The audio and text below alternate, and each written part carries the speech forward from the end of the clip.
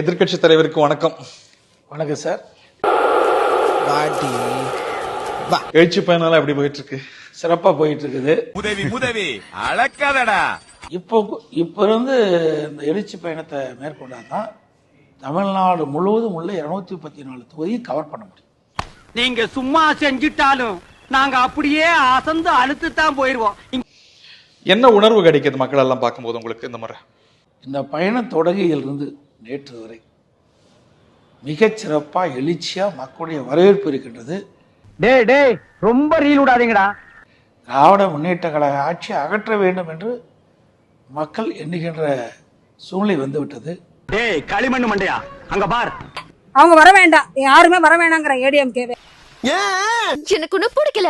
அதாவது பாத்தீங்கன்னா மக்கள் மத்தியில அந்த அளவுக்கு நேம் வந்து பாத்தீங்கன்னா இல்ல. அந்த பதவிக்கு வர்றதுக்கெல்லாம் ஒரு தகுதி தராதரம் வேணாமா?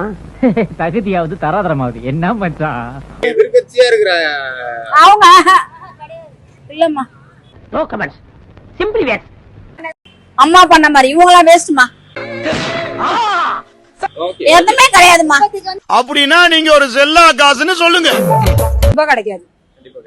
வேற எந்த கட்சிக்காவது மாத்தி போட்டாலும் போடுவாங்களா வந்து ஜனங்க?